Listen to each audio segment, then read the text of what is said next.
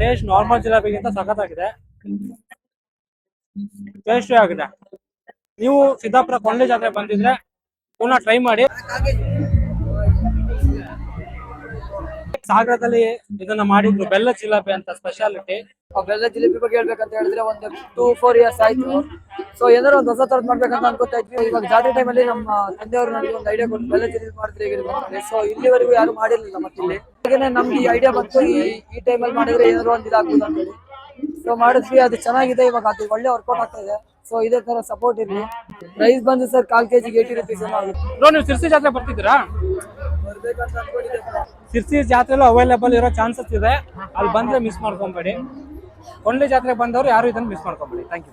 Vikas sweets ಅಂತ ಇದೆ pages, follow ಮಾಡ್ಕೊಳ್ಳಿ. ತುಂಬಾ ಜನ ಗೊತ್ತಾಗದೆ ಯಾವ್ಯಾವ್ದು ಅಕೌಂಟ್ ಫಾಲೋ ಮಾಡ್ಕೊತಾ ಇದೀರಾ ಅಂತ. ಬಟ್ ಫಂಕ್ಷನ್ಸ್ ಗೆಲ್ಲ ಮಾಡ್ಕೊಡ್ತೀವಿ ಆರ್ಡರ್ ಇದ್ರೆ. ಮತ್ತೆ ಇದೊಂದೇ ಅಲ್ಲ, ಮತ್ತೆ ಅಡಿಗೆ ಕಾಂಟ್ರಾಕ್ಟ್ ಆ ತರ ಯಾವ್ದೇ ಬೇಕಾದ್ರೂ. ಮತ್ತೆ ಬೇಕರಿ ಇದೆ ಸಿದ್ದಾಪುರದಲ್ಲಿ ನಮ್ದು. ಸೊ ಲಕ್ಷ್ಮೀ ವೆಂಕಟೇಶ್ವರ ಬೇಕರಿ ಅಂತ ಹೇಳಿ ಚಂದ್ರಗುಪ್ತ ಸರ್ಕಲ್ ಇದೆ. So thank you.